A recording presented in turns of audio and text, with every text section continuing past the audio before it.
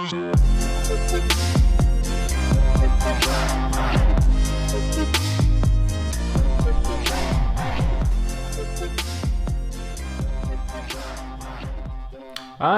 let's review these two then. This is a new welcome. I have with me right now my original iPhone 4S, which I only really found out it was an iPhone 4S and not a 4 about 3 days ago when I started doing all this. And then my iPhone 10, simple. New, not very new at all. This phone is an OG. I got it, I think, 2014 times.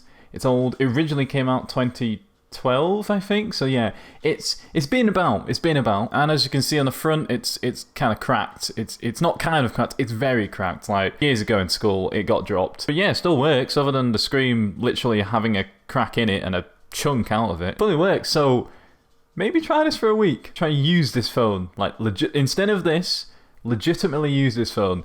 It's hella difficult, as you're going to find out in a bit, but if you want me to do it, I might do it. Anyway, I'm sure you know what an iPhone 10 looks like. I mean, it's a big size phone. It's pretty huge. No home button, nice looking screen, glass everywhere. It's nice.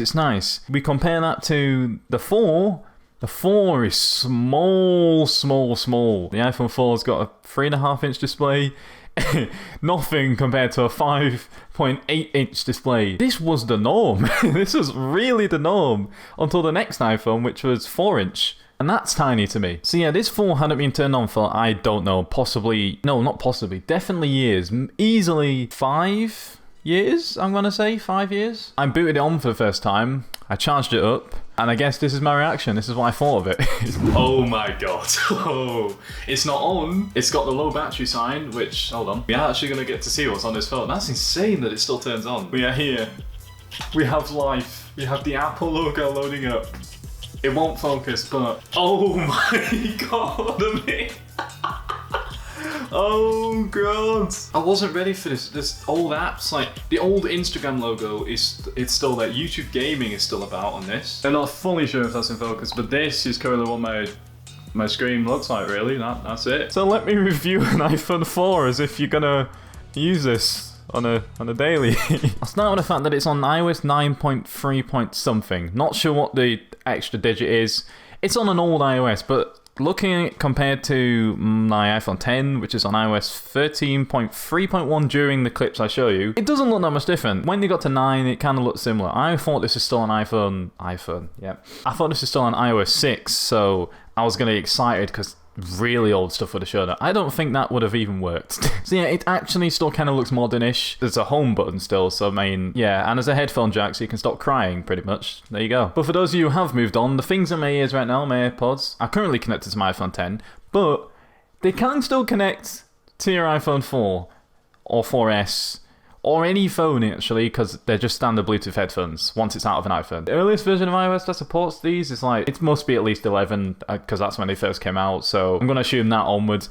This is not that, and you're going to have a theme of iOS 11 onwards is a thing, and it really, really limits you using this phone. But yeah, if you have any AirPods, these are AirPods 1, if you have 2, AirPods Pro, I assume, well, sort of, but anyway, standard AirPods, they work. The play pause feature, if you set it to double tap and it pauses, or double tap to do whatever you do, even Siri, it works completely fine. Like, you could use it as a normal thing. You have to set up those features on a phone that you can do it with, so I had to go on my iPhone 10, tell it that to go back, that to go forwards, and then go on my phone with it. It works. There's no quick connect. Obviously, you have to go the long way around. You can't take it out of your ear, and like it just did for me there, pause the music. It doesn't do that because I'm playing. The iOS 11 theme I talked about, yeah, this is where it gets into it. See, me saying I want to use this phone for a week is going to be tough, because I want to try it, and I'm going to try as much as I can to try and get it to work properly with most stuff. But it's on iOS 9.2. The best iOS is 9.3 point something. So yeah, about the iOS 11 thing that I said earlier, all apps, I mean, pretty much need iOS 11 or newer to run, and this is only on iOS 9.2, and I can't get it higher than 9.3. Basically, when I was going through the phone and I was trying to see which apps I could update, because I was already thinking ahead, I'm gonna probably say I'll try to use this as a week. Someone's gonna say yes, because it's an old phone, it's that small. Basically, nothing can be updated. I mean, like YouTube, I can open apps like that, and I can see the old layouts, and that actually looks quite cool, but it gives me a prompt about 5 seconds later saying, this app's old, basically, you need to update it. I click update, takes you to the App Store. You can't update it because it's already not allowed. I googled and found out that Apple made that a requirement, that all apps have to be iOS 11 or newer, can't be any older than that. Alright, so let me actually tell you more in-depth stuff about this phone compared to this bad boy. The iPhone 4S was, back then, probably really specced out, but Apple A5 chip, I mean, underclocked. That's all you need to say to show that it's not good really nowadays. Underclocked 800 megahertz, 512 megabytes of RAM. 512 megabytes of RAM is not a lot. Storage goes all the way up to 64 gig, which is alright. My current 10 is at 64, but this is only at 8. 1430 milliamp battery. Jesus Christ. Now, in fairness, I haven't probably used it heavily. There was nothing I could have used it heavily with, but it's not bad. It survived it, to be fair. As we said, 3.5-inch display, LCD, only 720p, barely upscaled a tiny bit. And then the cameras, we'll talk about later on a little bit. iPhone 10, if you don't know, let me quickly go over this. There's A11 Bionic chip, 3GB of RAM. That's more or less 6 times the amount that the 4 has, or the 4S even. 64GB was the minimum storage, then there's 256. Basically twice the size of the battery, 2716 milliamp. It's just a better phone in general. Let's just say if you gave a flagship phone the specs of a 4S, now, it wouldn't be called a flagship phone. It wouldn't even be called a phone, I'm not gonna lie. It's not meant for now. It's phone's from 2012 and it shows, but it's a madness. That was fine back then. Like, how fast everything's scrolling, me loading up apps and having to wait a long time, more than just me having to wait for my internet or something like that. It's wild, but that was normal then. I guarantee every single person watching has a phone more powerful, Android or iPhone, whatever, more powerful than this. Easily, by miles. It's now time to finally go to now probably the most important thing in a phone. I don't know what was more important back then, but now it's definitely cameras, because most have at least 2 minimum. No. Now they have at least 3 to 4 minimum. And that's just on the back. Firstly, I need to actually now tell you the camera specs. The iPhone 4S has an 8 megapixel wide angle. I mean, that sounds alright, but megapixels, I don't think they matter anywhere near as much as they used to. 2.4 aperture. It has a flash, and its video can go up to 1080p30. I mean, GG, it's alright. Just on paper, it's... Yeah, okay. The front camera is 0.3 megapixels and it only does 480p. You're gonna see what that looks like. The iPhone 10's cameras, it's got a 12 megapixel wide angle at 1.8 aperture. Then it's got a telephoto lens, which means it can do 2 times optical zoom. All of those can do 4K 60. And everything below it pretty much. And obviously they've all got optical image stabilization. I don't think this was ever mentioned anywhere near. It has image stabilization, I read. What form? I don't know. And then the front camera's a 7 megapixel. Yeah, that's... I'm not even going to do the math. 7 to 0.3. Let me show you. We'll start off with the night pictures. I mean, it's not night, it's like 5:15. Sunset has just happened pretty much, and it's got dark. The iPhone 10 picture looks solid. Like, it really surprised me. It's obviously not perfect, but it's pretty damn good. It dealt with the sun that was setting as well pretty damn well. I basically just pointed it and then tapped it to focus on the floor so it could see the general background.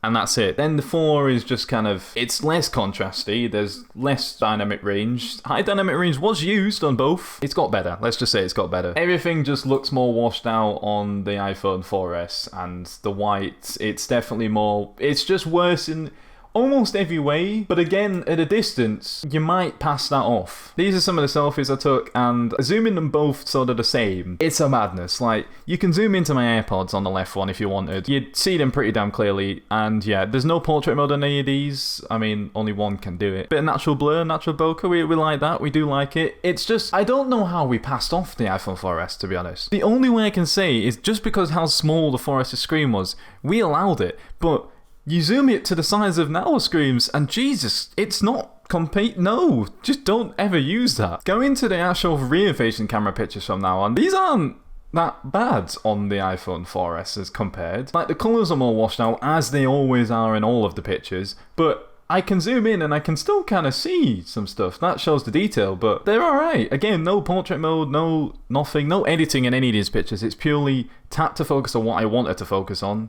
Took the picture. And that's not that bad from the front. That is passable from the rear. Just the front is the only letting down point of this. So to sum up this 4S, it's kind of it's bad. Alright, let's just be honest. If from my point of view, I actually care about half of those features, the camera features, the speed, the performance, all of that. It's bad. I couldn't use this if I tried, but you're gonna make me anyway, so I will for a video, but aside from that, I wouldn't use it. For a casual person who, let's say, just wants an iPhone and CBAs to pay any money, and you think, why not just buy an old 4S? As long as it's not got a cracked screen, maybe you might get by for no reason other than... In fact, no, you probably wouldn't. Like, let's be real. I wouldn't ever recommend this to anyone to use, not even a casual. I'm just saying some of the features in this could be used. If you paired this with working apps and, well, basically that, yeah, it works. Give this iOS 13 some reason, or iOS 11, just so it can get some apps, and I would say a casual might like this phone because it's small, camera's decent for them, whatever. It's rubbish for other people, but it's fine for them. But that is it. That is D2 phones compared. So yeah, let me know in the comments if you dare me to use this 4S. I'll somehow find another SIM card because mine won't fit in this. I'll find a way around the app situation and I'll use this for a week. I don't know what I'd film for that, but I'll do it. To end it off though, this is kind of a satisfying bit. I like this about both of them. This is the 10s. That's its lock sound. This is the 4S. I like the 4S's, I'm not gonna lie. If you did enjoy, let me know. This is more nerdy, this is me just going wild and having a lot of fun with one of my old phones, which is wild. So yeah, you want me to use that, let me know, that's it. If you did enjoy, like it. If you want to subscribe, do that. Hit the bell notifications, and yeah, I'll see you guys in the next video, and see ya.